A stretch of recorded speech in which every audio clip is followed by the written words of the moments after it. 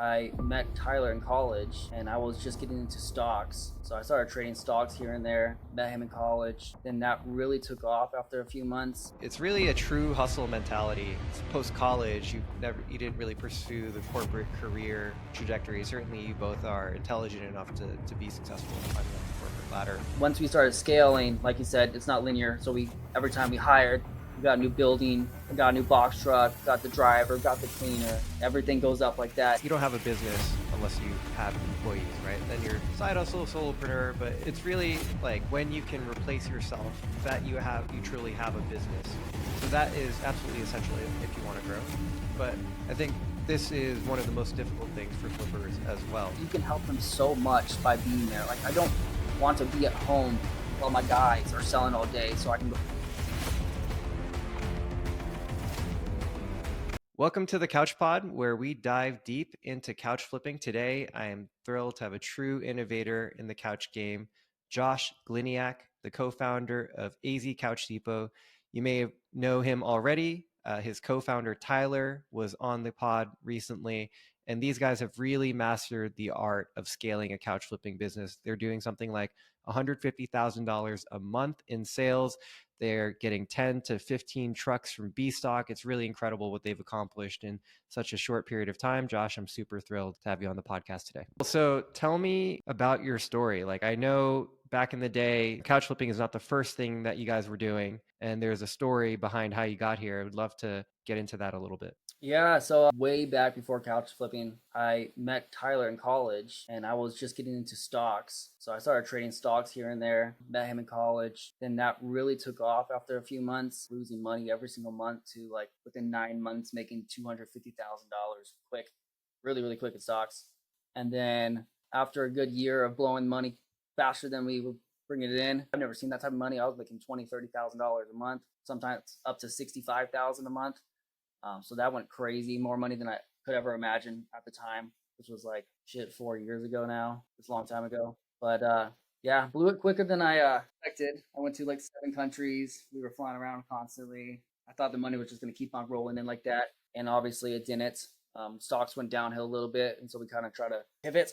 And then we went to flipping houses. We did that for a little bit. I know Tyler has his real estate license, probably a remnant of that, right? Yeah, so we flipped a house together, and then I did another one on my own. But the money wasn't as good as couch flipping. So we were doing couches a little on the side, same time as doing house flipping. We would probably make 20 to 30,000 on that house, and then on the next house as well. But we were making that took like 6 months from beginning to end with the house to make 30,000 in 6 months was not that great. And then we'd do couches and make 10,000 a month each constantly. So just kind of did math there and switched all the way into couches instead of trying to mess with house flipping. But yeah, one thing about you guys is like it's really a true hustle mentality. Post college, you didn't really pursue the corporate career trajectory. Certainly, you both are intelligent enough to be successful climbing up the corporate ladder. From everything from day trading, flipping houses. I know you have some background in Amazon FBA. Finally, to getting to couches, like you guys are just finding opportunities to make money and just going hard. oh yeah, and there's a lot more. There's crypto mining, and I've done a lot of selling stuff. There's numerous things that we've tried, and nothing has worked as good as couch flipping by far. I mean, stocks were up there, but it wasn't as consistent as couches. Like couches, I know the numbers, and it's every single month, all the time. It's a much more consistent business, right? Like stock, everyone makes money when the stock market is good. Yeah. If the market is pumping, then it's easier to be trading and effectively. But if stocks crash, then Yeah, it's bizarre money, man. It was ups and downs, highs and lows. The highs were crazy, the lows were even crazier. So, GameStop came around, made a ton of money there, lost a ton of money. It goes back and forth, wild. So, I'm guessing you're cashing in on this Bitcoin pump then. oh yeah, I got a shit ton of crypto right now, man. I am all in crypto. I got a crypto video up right now. I got my crypto list up there. Man, I'm all in on crypto. Very cool. I'm going to pick your brain for some crypto recommendations after that. What was the moment that you realized AZ Couch Depot was going to be more than just a side hustle? When did you decide that like you guys are going in on this? It took a while before AZ Couch Depot kind of became a thing. It was more of me and Tyler were doing it separately for a while. We were just in our own garages, our own warehouses across the city. We were just friends, like, doing it. We weren't combined like the business partners yet. We were just doing it, talking to each other every day. And we were just in 1,000 square foot warehouse before after the garage, obviously. And we were consistently doing like 30 to 45 couches a month, just solo, cleaning ourselves, picking up ourselves, delivering ourselves, just every single day, nonstop grind. Doing that by yourself and doing 40 couches is exhausting. It's good money. You can grind hard enough. You can work 12, 14 hours a day. You can constantly make $10,000 to $12,000 a month pretty easily. It's just you have to put in 30 days a month consistently. But it wasn't until about a year after the 1,000 square foot warehouses, his lease was up. He moved next to mine. And then we were just flipping on a solo next to each other for a little bit. And then we went into a 5,000 square foot place. That was kind of scary at first. Like, oh, this is huge. This seems way bigger than 1,000 square foot. We're now both at 2,500. Who knows if we're going to make money doing this? And then it just blew up from there. We're doing way more couches than we expected. And then kind of just so on, brought it farther and farther constantly. Even so now we're scaling. We're pretty much reinvesting every dollar, scaling as fast and aggressively as possible, doing crazier stuff than even I thought I was going to be doing 6 months ago.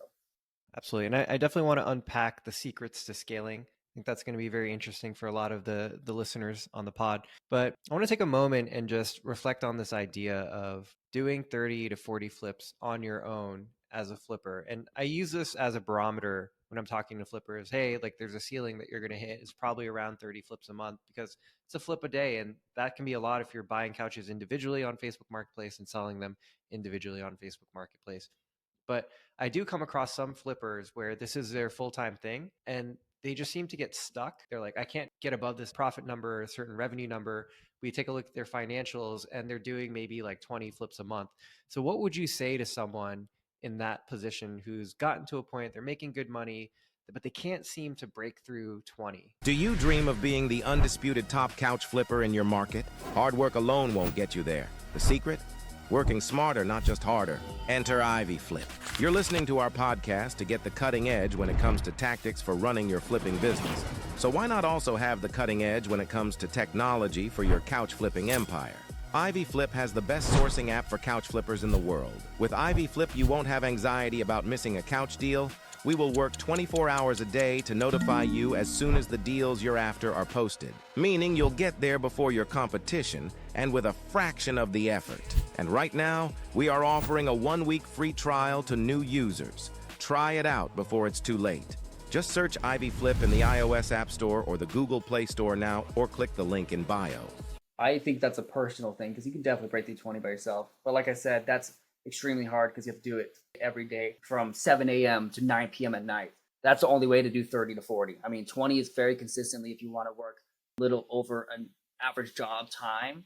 But I'm a psychopath. I'll work 100 hours a week. So most people aren't willing to do that. It's the only reason why I could do 40, 45. I think really doing over that 20 a month, if you're not putting in that crazy amount of hours, it's pretty impossible to do unless you scale into having employees in a bigger warehouse and really scaling, because it's just not possible to do, like, let's say you're doing 30 a month, picking up one a day, cleaning one a day, selling one a day, and then picking up another one for tomorrow or whatever, constantly every single day and day in and out. It's very hard to scale past that. I don't think it's really possible to be doing more than 30 and 40 by yourselves. Some people might be doing 60 couches a month, like with the wholesale or whatever they're doing. After the numbers even out, like the margins, they're not making, much more than 15K a month. That's like the max you can do solo. I don't think it's possible to do more than that. I just don't see it. You have to scale. There's a couple different ways to scale, but you have to scale some other way to increase those numbers, either in money wise or couches wise. There's no other way. You have to hire people. It's just solo's not possible. It's a very age-old story at this point. The number of people that I've spoken to, oh, I'm going to scale my business. I'm going to get to 60 couches a month, 20. They do it by upgrading their infrastructure, getting a bigger truck, bigger warehouse. They hire people and they're making more money, but their profit margins erode. And what's the point at that level, right? You're still making the same amount of money, but you have more moving parts. It's more complicated lifestyle, more complicated business. The whole point of scaling is to make more profit and to be able to sit back, have systems, and enjoy the fruits of your labor a little bit, unless you're a maniac like you, and you just keep getting after it. When you scale and let's say you're doing 30 a month, right? And you want to start doing 60, You're like, okay, all I need to do is double it, right? If I get a bigger warehouse, I hire someone, and then after all that, $10,000 a month. Every time you want to scale, and like let's say you double, let's say you're doing 30 couches a month is making you 10,000 a month, right? If you want to do 60, you're not going to be making 20,000 a month. You're going to be making more like 12 to 14,000 a month. And then you scale again, you want to do 80 or 90, it goes up more, 14, 16, 18. It's never ending, but it doesn't scale like people expect. You can't just do 60 and make double. It doesn't work that way. Nothing works that way. So like if you're expecting to double your income net profit, think about trying to 3 to 5x your business, not double it. You need a 10x your business if you want to make real money. 30 to 60, there's no big jump there. You're still probably making maybe $2,000 to $4,000 more a month for you take home, but every time you scale, you don't need to just double it. You need to like quadruple it. That's kind of what I'm planning on doing right now. I'm not trying to do, we're consistently doing 150 to 180 couches every single month right now. I'm not trying to do 200, 250. I'm trying to do like 700. So it's like, that's where we're going to next. It's going to be a bigger jump, but I can't really make much more money doing 200, 250. Absolutely. I think what it is margins don't scale linearly with revenue. And oftentimes you'll reach the limit of a business model. And this is the story of evolution of a business and entrepreneurship. You find an opportunity, you find a lever to pull on, you pull on that lever, it prints cash. And you pull until it dries up and it's no longer printing as much cash as it used to, or that growth is plateauing. And a lot of people get stuck here. They tried one thing and that was the model that worked for them, and then when they reach the limit of that, they don't know where to go next. But a smart entrepreneur looks at that as an opportunity to evolve. Couch flipping is a very entry level business model for a lot of couch flippers. It's their first time doing anything entrepreneurial, and so they just literally followed the money trail, right? One couch at a time. So they get to the limit of their couch flipping business model and they're like, what's next? So very curious. I would love to hear about your journey going from small operation to 150K. And maybe you can even tell us what you have planned next. I mean, to get from the last conference, me and Tyler were just in our own individual. We were just in the beginning, moving to the 5,000 square foot place. So like me personally, I was only doing 30 to 45 a month, every single month for almost a year. And then once we started scaling, like you said, it's not linear. So every time we hired, we got a new building, got a new box truck, got the driver, got the cleaner. Everything goes up like that. We're not making more money, like doubling it, like you were just saying. I got my whole plan for the future, but for as of like going into the new one, every person that's just off solo right now, I feel like their best bet to scale and to make more money if they want to do, let's say 80 to 100 couches, is I think the number one most important thing is employees. And there is the downfall of everyone saying, well, I don't think I'm going to make much more money just because I have to pay the employee, I have to pay the storage. And you're correct. You are not going to make that much more money. You might scale your $10,000 a month to 12 to 14. You're not going to hit 20. I think the number one most important thing is employees by far. I have 4 guys. I pay them very, very well. They all get commissions. They all get 25 an hour. I pay them more than I think most people can, or like in the other states, they can probably pay them a lot less than I am right now.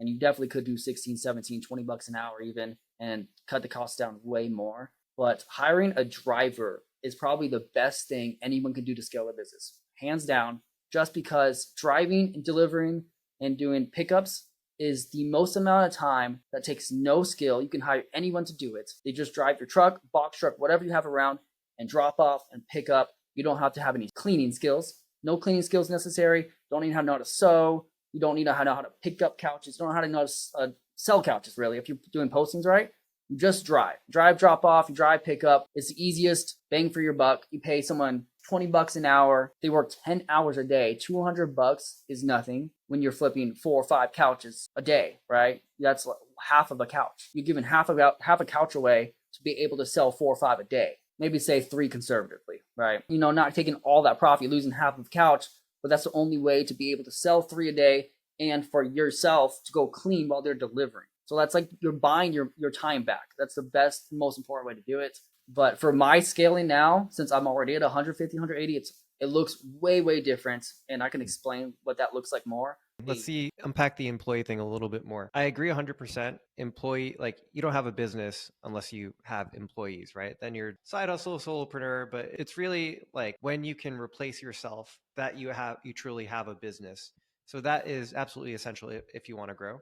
But I think this is one of the most difficult things for flippers as well. Who to hire, how to retain them, how to incentivize them, and then just the downside risk, because they go from doing everything for free on their own to having to pay someone for labor that they could probably do themselves more efficiently at a higher price now. What would your advice be to a budding flipper that wants to bring in his first hire? One thing that you said at the very beginning was trying to replace yourself. I feel like a lot of people make that mistake at first. Obviously, that's the end goal. I feel like a ton of people make that mistake of like, oh, I can hire a cleaner, I can hire a driver, and they can sell my couches. I can remove myself completely. You don't really want to do that because your time, you can help them so much by being there. Like, I don't want to be at home while my guys are selling all day so I can go play Xbox, right? I'm going to be here and make this business as much as profitable as I possibly can right now till I'm making so much where it's like, well, I don't even need any more cash, right? So I can go home and do some other stuff. But at the moment, for everybody, removing yourself is probably the worst idea possible. Like, you want to put your time in. You are, let's say, the master. You know how everything's run. You know how to clean. You know how to deliver. You know all the problems. You can figure out the solutions. Do not remove yourself at all. That's bad advice for right now. Put the time in. Work hard. Keep that clear. Right. Do not remove yourself. Don't be worried about them breaking off and leaving you and doing flips by themselves. I feel like a lot of people had that fear of it, but we've gone through 8, 10, 12 people now, and no one's actually done that. We've just done more fires. I haven't had anyone branch off and leave. I think the only way someone would be doing that is if you weren't paying them a lot. Maybe if your minimum wage is like $13 and they start seeing how much you're making. That's one thing. Don't be worried about that. Don't be worried about giving them cash to go do pickups. Do not be scared to hire. If you budget in there, let's say this one hire is going to be $3,000 a month and you're profiting $10,000 a month by yourself, right? Now you can reduce your time massively by taking 3,000 of that 10 away and trying to scale it for more. There's no risk to you. You're losing 3,000 of your 10. Why? Don't be scared about that. You know what I mean? You're not going to lose money. You're not going to go under. You're going to make more money. It's going to get more profitable having someone there to do deliveries.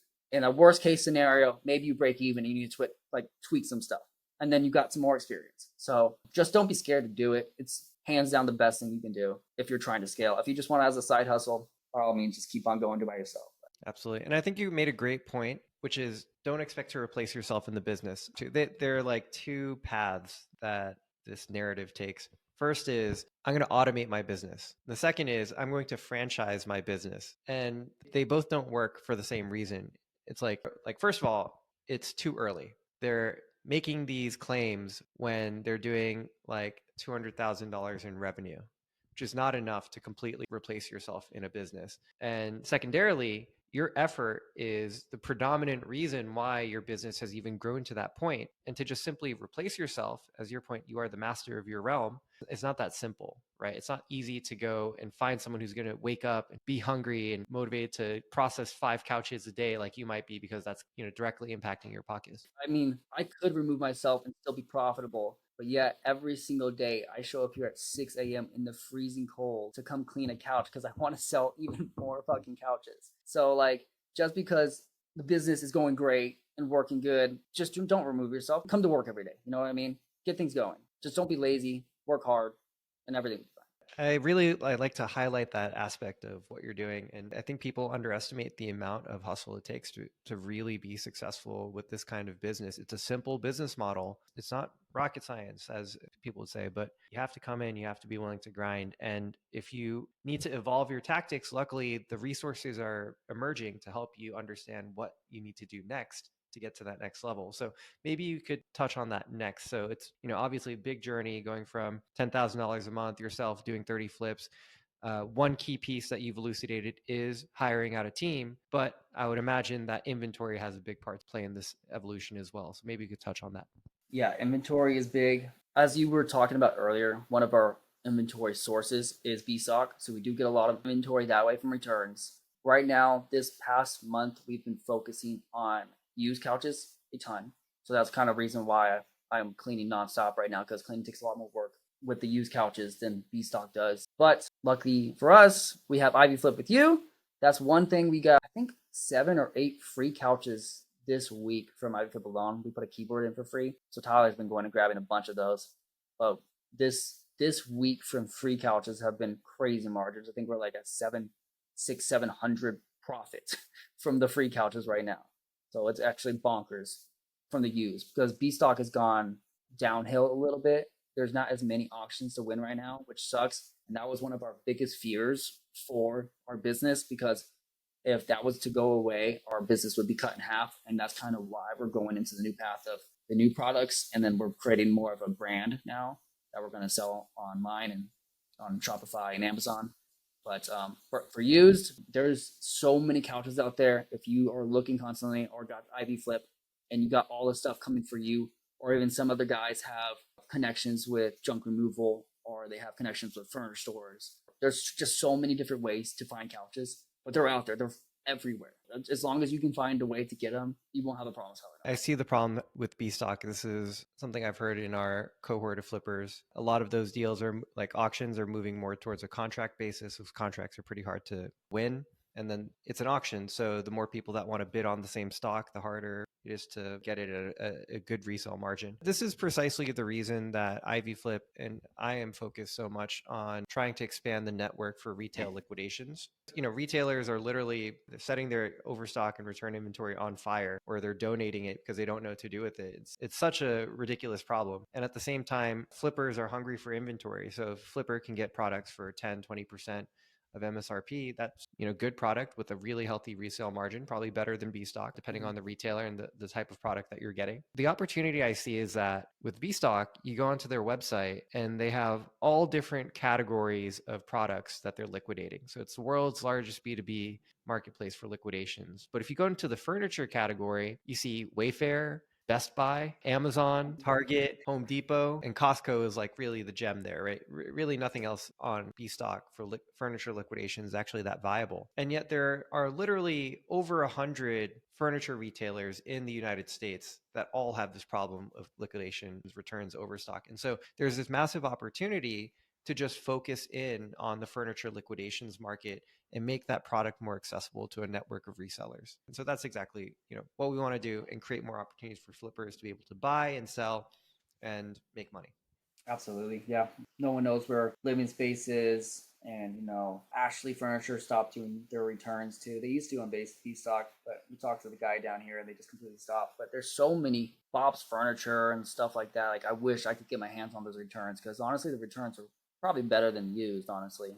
They're pretty consistent. That's another thing I had an idea of. There's no big furniture store that is selling the used couches. It's probably because they're just so big and it doesn't really matter to them. But on a lower level, like if I started an e-commerce store, right, and I sold 1,000, 2,000 couches a month and I got a bunch of returns, I would definitely be having a used furniture store on top of mine. I just feel like if there was a place like American Furniture Warehouse on that scale, that big, well, half the couches were at a half discount from who knows where, just random places, Joybird, Costco, Ashley, Living Spaces, Bob's Furniture, you know, Crate and Barrel, anywhere, right? I feel like that would be a huge hit in the furniture game. And I feel like there is an untapped money line in furniture and it's massive. I feel like there's so many furniture stores that are not really up to date with how the world works and how the new upcoming generations want their stuff. Everyone wants their stuff now and for free shipping. And why is there barely any stores for real furniture stores? No one's offering that. It's one of the main reasons why the business in the used game is so profitable and so lucrative is because someone comes in, they want something. I say, I'll bring it right now. I'll bring it in 30 minutes. Right? And there are other places like someone came in and bought a couch and they're like, oh, they bought it from this one local furniture down the street. And it took them 6 months to get the couch and then bailing. And it was a problem here and there. And it's like, this is a common issue with furniture stores. I feel like it's the old generation has this market cap into furniture and the used couch flipping community has a huge open spot to become real furniture stores and kind of take that over with this mass amount of free delivery today. You get your couch today type of business. So I see the huge opportunity there. Yeah, that's a great point. And I remember at the couch conference, we were talking about how you're walking around in downtown Phoenix and you're seeing these old furniture stores shutting down. And maybe you could explain a little what you think the difference is between the old model and the new model on top of the instant gratification point that you're hitting on? Yeah, I think the old model was people were trying to save money by not having warehouses up front, not having stuff in stock, right? Because couches take so much inventory, so much space and warehouse that they would make people wait for their furniture for a week, 2 weeks, even months. And that was kind of normal back then when shipping for everything took 5 to 7 days. But yet now with Amazon and everything is overnight at your place now, they want their stuff today, right now. I think that is slowly going into the furniture game. Well, the furniture game is years behind on that. And no one's really like, get that stuff today, free shipping, we gotta charge you. There's all these extra fees on top. Like we hear these complaints every single day from people that come in. Every day. So it's like, I feel that's where the new opportunity is, where that's the old style of online, is those long wait periods. And people thought waiting a month for a couch was normal. I think it's changing. Everyone wants their stuff now. Whoever's going to be there first. I feel like Amazon was so powerful and so like the biggest company in the world just because everyone got their stuff instantly. I think the first person that has a massive furniture store that can deliver and fulfill their shipments for good quality couches across the country, same day, next day delivery. Obviously, Costco is somewhat unlike that line, but like Ashley Furniture, Living Spaces, Bob's Furniture, all these big furniture places that just focus on furniture, they're not there at that level yet. So that's what I'm kind of going for right now. That instant gratification of getting their stuff today or tomorrow, which is big. So I think the new generations want that, and they will go for that. Even if they pay a higher price for a couch, they will pay an extra $200 to have it same day compared to next week. Right. And so you're talking about the deficiencies with the big name retailers, not the legacy furniture SMBs. Yeah. That's a fair point. Like you walk into any showroom across the country, they have a couple floor units, but really you want to place an order, they pull out their iPad, right? Look through our catalog. Oh, we don't have we don't have what you want like available right here, but if you want to place an order, we can get that to you in like a month. Oh yeah, that's where I started couch flipping. I went to American Furniture and I couldn't get a couch. This was like right before COVID, during COVID. We couldn't get a couch for like a year. That was crazy. So I bought my first couch on Marketplace literally before I even knew about couch flipping because I didn't want to fucking wait so long on like half the stuff. I was like, there's no way I'm waiting. I'm just gonna go get a couch today. Rented a Home Depot truck and got the couch. I even see it myself. It's like I didn't want to wait for anything. Why is everyone else waiting? Another point there too is before I did couch flipping, when I was looking for a couch, I went to a storage unit and a couch flipper was trying to sell me a couch, and he had this dusty ass storage unit that was gross, and I was like, there's no way I'm fucking buying a couch from this dude. So I mean, presentation is huge in couch flipping, don't get me wrong, because I remember that before I even started couch flipping. So if I'm thinking that, other people are thinking that too. So just be wary of what your area is around, like, how you're presenting your couch. It's interesting to think about the difference in business models, right? So let's take the mattress industry. Back in the day, you'd go into the mattress store, mattress firm, or whatever these companies are called, and they'd have all of their floor units and they'd be warehousing the products directly there. And then obviously there is this revolution in the mattress industry with these direct-to-consumer memory foam online retailers like the Caspers, Purples, and Nectars of the world. And the thing is, they could ship it in a very compact form factor. So you didn't need to actually warehouse it near where the product is being sold. You could just have a couple distribution centers and ship it all across the country. And it completely disrupted the mattress industry, right? Like no one wants to actually hold these products anymore, unless you have to, right? And I think the lesson there is that holding inventory is very costly. You want to have just enough inventory that you can meet customer demand, is known as just-in-time production or just-in-time fulfillment, right? You don't want to be holding 100 couches and selling through 50 and then holding on to the other 50. You want to basically have one couch available when one couch is needed. So there needs to be parity between supply and demand. And so that's really changed the furniture industry and moved more retailers towards a model of not holding inventory, not warehousing inventory locally. And this has caused a delay in the time that it takes to get you new furniture into your home. And that is also what I think creates the opportunity for couch flippers in the used couch market, is that there is this element of instant gratification because no one is warehousing anymore, but you can get a used couch today. It's there, it's in front of you. I also think there's an added advantage to used couches because these are one of one. There's not a catalog with 90 products sitting in a warehouse somewhere that you can order. And if you don't get this one, you can get the next one. This is one couch. There can be a certain sense of urgency if you play your cards right, whether you're using your Facebook group to drop your products and build online demand, or you have people coming onto your showroom floor and they're literally competing, pulling their credit cards out, trying to get the same product. But these products are one of one. So what do you think about the differences between like the used couch flipping model or the return liquidation couch flipping model versus the prospects of going online? And I know you're going online, but tell me more about that. The reason why I'm going online is because I can't scale much bigger than I am now. We could probably push that 250 use mark with returns and couches. With the new game, if we talk to a bunch of people around here, we go to talk to a bunch of furniture stores, talk to Ashley, talk to the guy that Ashley that knows dude at American Furniture Warehouse, and the numbers that they're doing is absolutely crazy, right? These people are selling 200-300 couches a day sometimes. Like, it gets actually bonkers with the American Furniture and the local Ashley and stuff, places like that. Sometimes it gets pretty wild. And then online, I can see the numbers even on Amazon are absolutely bonkers. So, like, let's say if I want to sell 500 couches a month, it's going to be insanely difficult to do at this store unless I have 3 locations scattered everywhere. And I just got a whole mess going on with you. So I'm going online for one reason only, to make more money and to scale the numbers. Because on Amazon, I roughly probably could sell anywhere from 300 to 600 couches a month for every product. There are like 8 people on there on the top page of Amazon that are selling roughly 10 to 30,000 couches a month on Amazon. The numbers are there. That's not made up numbers. I've looked at it. There's programs to use to see them. And the big thing about Amazon FBA is most people are selling their stuff to the fulfillment center. But with furniture, you can't do that. It's too big, too bulky. So they have FBM. They have to have their own warehouse. They have to have their own fulfillment, which is very difficult for the average person. So the big barrier to entry is it's massive. It's not as big for me when I already have a warehouse and a team and a logistics going on. But for like the average guy, furniture is out of the question if they're trying to start FBA.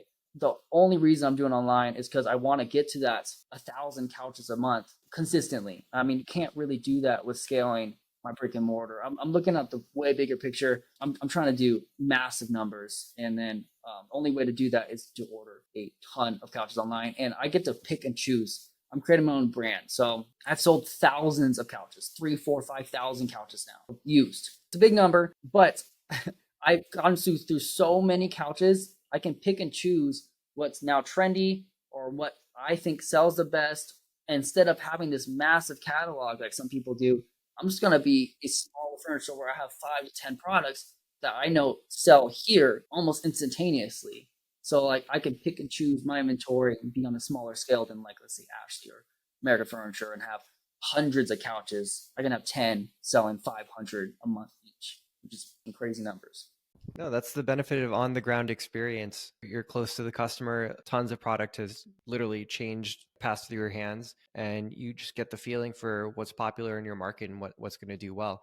And so how did that influence your decision to jump into the new couch world? I know you guys are manufacturing your own couches.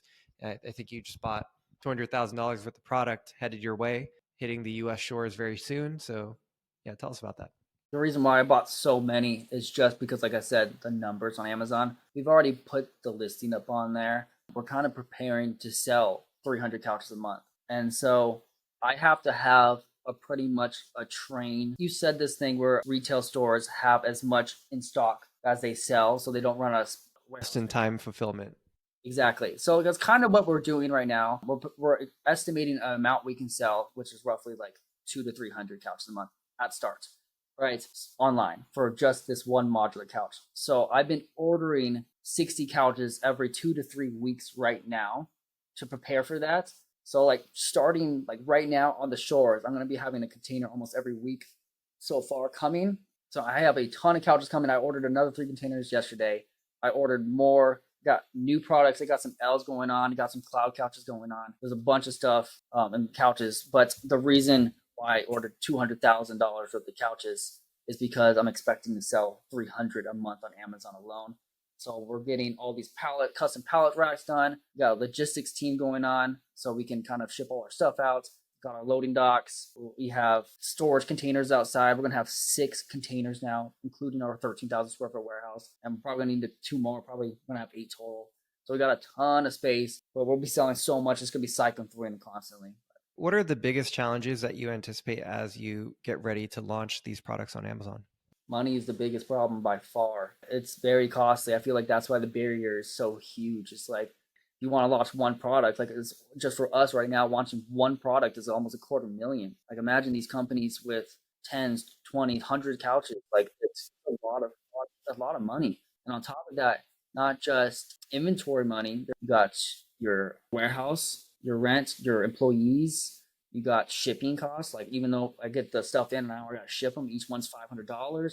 The biggest problem is money right now. We'll be in business over a year now. So in about 8 months, we'll be able to get SBA loans. And we've already reached out to a few places. And with our revenue right now, we'll easily get about $2 to $3 million in an SBA loan, around 6 to 8%, which seems pretty good. So we're going to be taking that. That's like the next big step, is just get a massive amount of money and then really launch the stuff, because we already know it sells. We sell it constantly, month after month after month here. We're just going to broaden it out and get bigger and sell to the nation. Because right now it's like one thing with people selling couches right now, trying to do ads, is they run these ads for each couch or multiple couches, and it changes every couple of days because they sell out so fast and they got new inventory. So I hate running ads. I don't almost never run Facebook ads because they sell so fast. I'm like, my average couch sits there for 3 days on the high end. Like by the time I make an ad and do all this stuff, it's already gone. Like how much faster do I want? An extra day? It's been more. It's too much work. So now it's like I can have individual couches that I can run ads on pretty much everywhere across the country and ship them out, compared to me just getting more inventory and running more ads, selling faster. They already sell fast enough. My couches sell so unbelievably fast. It's like I'm not having a problem with that. My main issue is inventory and selling that 300-400 couches a month now. Absolutely. That's a good problem to have. I think most people wish they're in a position where their couches sell so fast they can't believe it. What are some of your secrets to success? Good employees, I would say that is probably the key to the business right now, and just working really, really fucking hard. Like no days off. Like I'm telling you, I probably had 6 days off this last year. Like 6 or 7. No joke. Finally getting tomorrow off. Besides the conference, I'm working pretty much every day to get to this point where we're selling 150, 180 couches a month.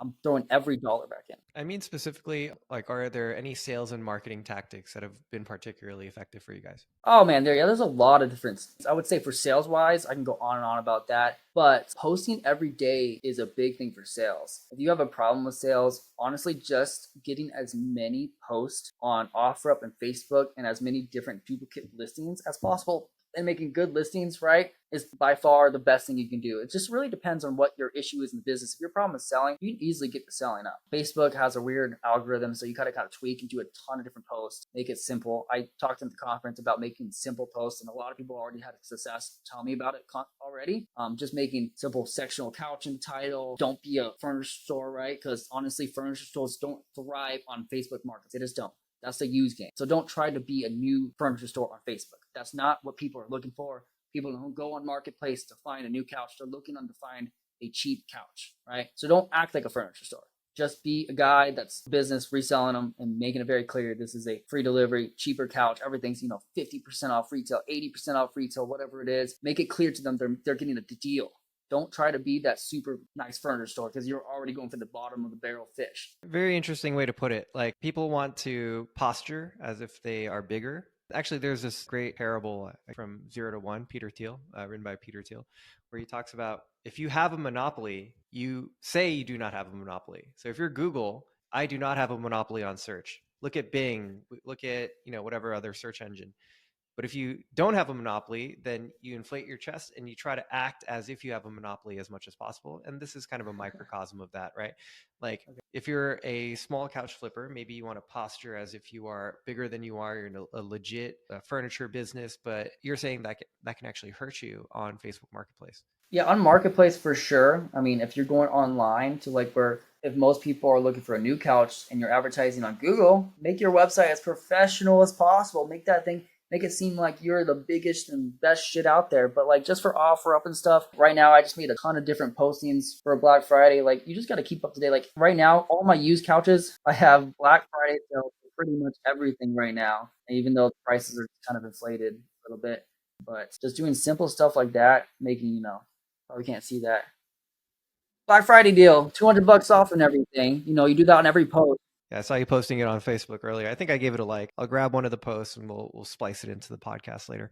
Just doing simple stuff like that, man, changing it up, getting different pictures here and there. If something's not selling, go look at your listing like you're a customer. What's wrong with it? Can you go see some problems with pictures? What's a listing like? Are you not getting views? You need to get new pictures here and there. Really selling is not that hard if you kind of think about it, if you look like you're in the eyes of a customer. Do you find yourself every time you're on Facebook Marketplace? Do you see yourself? You're a customer looking for a couch. Can you find yours? How far down are you? Posting every couple days? Like, are you there when someone's looking for you and you look like you're a good deal that someone on Marketplace is looking for? You know, you always just got to look on the other perspective.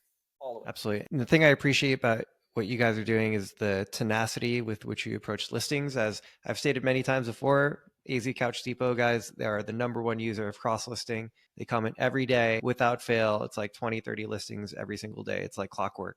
And yeah, and to hear that is part of the secret to your sales success, I think should be really enlightening for people, because what I see flippers do when they're having trouble with their sales, the first thing I do is audit their listings, and they're like, oh, I haven't made a sale in like 3-4 days. And I go look at their listings. They haven't done anything in a week or like 2 weeks. They created a listing, they left it up. It wasn't getting traction. It wasn't getting views, and they didn't do anything with it for the next week or two, right? They're just waiting as if the business is going to come to them. Well, this is something that you have control over, right? Like, you can take new pictures, you can change the description, you can tweak, you can experiment. Like, you shouldn't take for granted that that is within your control. But I think people are afraid. They're afraid, what if I get shadow banned? What if I do something wrong? And you seem to have a lot of knowledge about the algorithm. So maybe you can tell us what you've learned about creating the best Facebook Marketplace listings. Yeah, one thing about the shadow ban thing, we have 4 employees that all list, and then me and Tyler. So we have 6 people listing on Facebook Marketplace and on off-road, sorry. Only one person has ever got shadow banned or banned completely, and it was because we sent him pictures we were getting pictures of couches and he wanted them, so we sent it to him in text and he posted them and got banned. I feel like he used the same pictures I used in the same post and he got banned right away. Other than that, man, I have listed an unbelievable amount of couches and never gotten banned, a shadow ban or anything. I feel like that might be the only way someone gets banned, or unless they're putting something in the description, like financing or whatever, because I know that gets flagged. There's a couple other things too. But I don't know how people are getting shadow banned. I think it's because people are sharing pictures, and that comes down to kind of laziness too. With ours, we're taking pictures in front of our sign and stuff, but other people in the group are like, hey, I got this couch. Someone have a picture of it? I'm like, why don't you just get a picture of yourself? Pull it outside. I used to take pictures all outside. Like, for the first year and a half, I was taking pictures out in the streets, on the driveway, constantly. And honestly, those pictures came out great. The sunlight is amazing for pictures. Way better than warehouse light, I'll tell you that. So people just need to stop being lazy with that too. Pull it out there, get some good pictures. Make sure it's clean, or I'm not going to sell it. With the algorithm, I've kind of gone over it a little bit with just making some simple posts like you're a seller. I think honestly, Facebook has something going on where it's like they're trying to promote people that are more of like an actual person trying to sell out of their house compared to the furniture store. And the main guy that's trying to sell their couch as a business just has couch in the description or just couch in the title. And that's just getting promoted as the first thing you see. If I pull up right now and type in sectional, it's just going to be someone has a title, just sectional on there. Just super simple, not super soft, brand new, actually something couch. I'm like, and the couch is 10 words in the back. It's like, why are you doing that? And I know Facebook isn't liking that. Keeping it simple like that is one big thing. Keeping your posts up constantly, being super active, replying to people. I know replying to people and your response time has a big thing on there too. A lot of places keep track of your response time and just how often you're talking to people. I know for a fact, if you're not replying to people every couple minutes after they text you, or if you're just waiting hours or text them back the next day, you're probably getting hurt from that. So making sure you're on your phone, constantly replying, being active, constantly posting, that's probably helping yours as well. Don't list once a week like you were saying earlier. Don't change anything. If you don't see movement, change it up. Take more pictures, better description, and just keep it running. So how frequently do you change out your posts on Facebook? With B Stock, we get a lot of the same couches. We'll have we used to have like a Tisla come in every single day. So we would never get new pictures of that every day. I'll have one picture. I'll post it every single day for about 3-4 months until we get a new picture, right? With constantly posting on stuff that's not selling, I'll repost something every 2 to 3 days. I don't wait very long. I would say 3 to 4 days is absolute max. If I'm waiting longer than that, it's just because I got lazy and I didn't want to post again. So you're not waiting for the week for you to be able to renew the listing. You're just taking it down and reposting it. Yeah, usually I'm posting like every Friday night And then I go to the weekend, and if like I post again either Sunday night or Monday, and then I'll come again on Wednesday, and then again on Friday. So it's constantly just this cycle. I'm always trying to post right before the weekend, and then after the weekend, mid-weekend, and right for the weekend again. So that's that cycle constantly over and over and over again. I try not to like list everything on Thursday, and I'm like, oh well, shoot, I need to list everything on Friday, because there is literally a part of like the first 24 hours you get the most amount of views a lot of the times, like especially on off rep, the first 48 hours is 90% of your views. So if you're not posting that, Friday, you're screwing yourself. Posting on Thursday, and the 24 hours, 48 hours comes on Saturday, no one's seeing your stuff. Terrible. So you just got to make sure you got that peak time. And Offer Premium has all that stuff. You can get all the data, whatnot, so you can see when people are looking at your stuff. So post your items at the most seen times. Like I will only post my stuff when I'm posting one a day. I will only post my inventory at 4 to 6 p.m. If I'm not posting at 4 to 6 p.m., that is the prime time for the most amount of views. And I've done thousands of reps to prove that was the most efficient time to post. So it's like I will post twice when I'm really wanting to crank down on sales. I'll post at like 8 in the morning and again at 4 o'clock, right? But if I'm only going to list once, I'm doing it between that 4 and 6 for sure, hands down. Right. And that makes sense, right? Like people tend to browse Marketplace when they're off work, which is at night and on the weekends. Yeah. So if anyone needed the simple explanation for that. Simple. You mentioned earlier you keep your titles very simple: sectional couch. Now, obviously, when people go to Facebook Marketplace and they're looking for something couch shape, that's going to be one of the most common search terms: sectional couch. That explains why your listings may perform better if that's the primary keyword in your listing title. It's because it corresponds to what people are looking for. There are also cases where people are looking for specific makes and models of couches. And I'm curious, what do you do in terms of your listings and including that information? I'll put that in the description. You're completely right. People are looking for that stuff all the time. Like I had a Crate and Barrel I sold yesterday that someone was just so obsessed with it being Crate and Barrel. They didn't believe me. They wanted to get pictures, and they were like, they asked me like 4 times, like, are you absolutely positive it's Crate and Barrel? So people are for sure looking for certain couches, right? And I had to go show them proof of everything that it actually was Crate and Barrel. So that comes around with Thomasville, with Costco. People love Thomasville, Flex Steel, or certain couches, Abbey Sand, whatever. I do definitely have those in the description. And I'll even post like the original listing on their website, where it's like, oh, this Flex Steel is $6,000. I'll make sure to put that in there just because it is such a crazy psychological thing where people are like, oh wow, this couch was $6,000, went in for $1,200. That really sells people massively. And I feel like that is the reason why people want to see the name brands anyways. Because like, oh, this Crate and Barrel was $3,000 and it's here for $800. It's all psychological with the name brands for sure, but that is a different breed of person. And then the other half, I would say, is like the people looking for just a cheap couch to get in their house today, right now. And I would say that was the majority of people. But there is the people looking for their bougie brands for sure. When you repost, like, do you reuse the same picture? Will you crop it? Do you take another set of photos? What is your protocol for that? Usually I'll only crop it. So my employees are right now getting pictures right now. So when they send me the pictures, I'll recrop everything. But that was it. I'll recrop it once and just keep reposting constantly until we get new pictures. Like I say, we find a better one in a month or two. And it's like, oh, this one's even nicer. Let's get some new pictures of this one and keep this one rolling. I'll send it to my guys. They'll crop it. That's the only time we ever crop it. I have tested it a couple times where it's like, oh, this couch is kind of old. I've been using this picture constantly. 3 months later, I'm like, I'm just going to try cropping the picture and see if that does anything. And sometimes it does. And then sometimes it does absolutely nothing. I can't vouch for that right now, but I do tinker with that constantly. I do tinker with the prices. Right now, I'm working with having like the prices in the picture. So like we're doing a lot of new stuff, right? We got new corduroys. I'll post a corduroy couch, and instead of being $2,000 and I get 10 clicks because the algorithm hates me posting something for $2,000, right? Algorithm does not like that. Facebook does not want you posting something that cheap or that expensive. I'll post that same couch for $50 and then have it in the description, it's 2,000, right? All of a sudden my listing goes from 10 to 800 overnight, with the new listing. It's absolutely bonkers. But the biggest downfall now is everyone thinks it's $50 fucking dollars. So it's like I'll get 200 messages of someone's like, will you do 40? And it's crazy to me. It's like people actually believe it's $50 and they don't read the description at all. So now I have a new plan. I'm testing this right now. I haven't got to it yet, but I'll get a picture of the couch and put $2,000 of the new couch. And then in the price, I'll put $50. So they'll see the picture first on 2,000 right in their face, but the Facebook algorithm will boost me up on the views because it's 50. If that makes sense. I'm kind of reversing it. So instead of the price, it's going to be $50, $2,000 in the picture.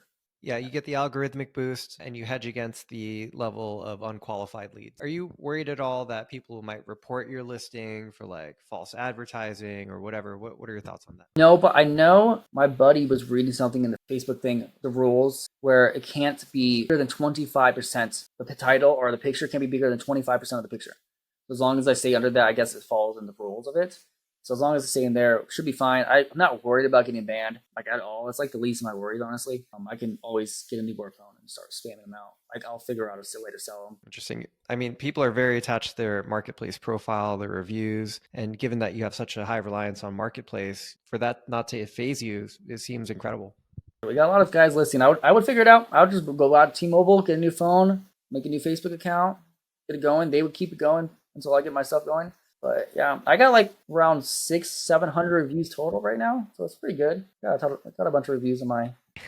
That's quite a bit, yeah. But obviously it's not a good thing, but you're not worried. You have the skills and the aptitude to could do it all again if you needed to. Yeah, and my Google stuff is bringing people in lately too. I think I spend like $700 a month, and that just is like $20 a day, whatever it is, and that's bringing some people in too. I never had success in the Facebook groups yet.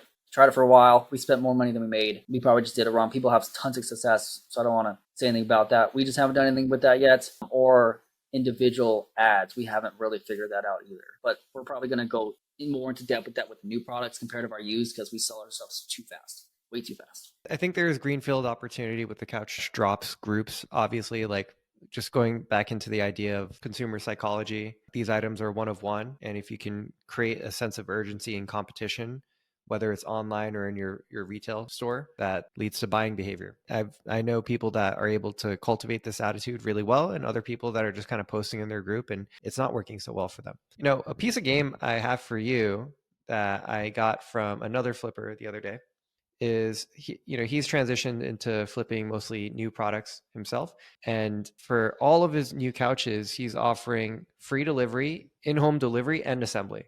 So he'll literally sell you the couch, take it right to you, build it right in front of you in your house. But at the end of this process, he makes you sit down on that couch and he's taking a damn picture.